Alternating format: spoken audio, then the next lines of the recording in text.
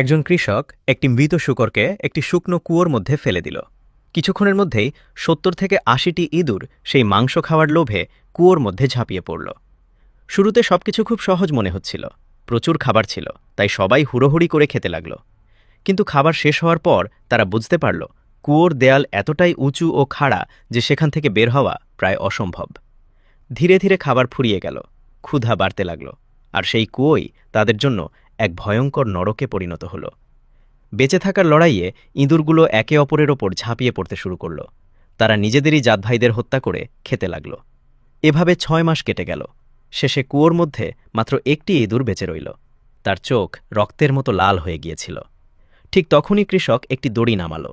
সে ইঁদুরটিকে কুয়ো থেকে তুলে এনে মাঠে ছেড়ে দিল। কৃষক কি তার প্রতি দয়া দেখিয়েছিল? একেবারেই নয়। কৃষক জানত এতদিনে ইঁদুরটি নিজের জাতকেই খাওয়ার অভ্যাস করে ফেলেছে। এখন সে আর শস্য বা খাদ্যের খোঁজ করবে না, বরং অন্য ইঁদুরদের শিকার করবে। এই গল্পটি বিভেদ সৃষ্টি করে শাসন করা নীতির একটি প্রতীকী উদাহরণ হিসেবে প্রায়ই বলা হয়। ক্ষমতাবানরা অনেক সময় নিজেরা সরাসরি সংঘাতে জড়ায় না, বরং এমন পরিস্থিতি তৈরি করে যেখানে নিচের স্তরের মানুষ নিজেরাই নিজেদের মধ্যে লড়াইয়ে ব্যস্ত হয়ে পড়ে। মনে রাখবেন, যখন দুই পক্ষ লড়াইয়ে মেতে ওঠে তখন অনেক সময় সবচেয়ে বেশি লাভ হয় তৃতীয় পক্ষের। তাই কোনো বিবাদ বা সংঘর্ষে জড়ানোর আগে নিজেকে একটি প্রশ্ন অবশ্যই করুন।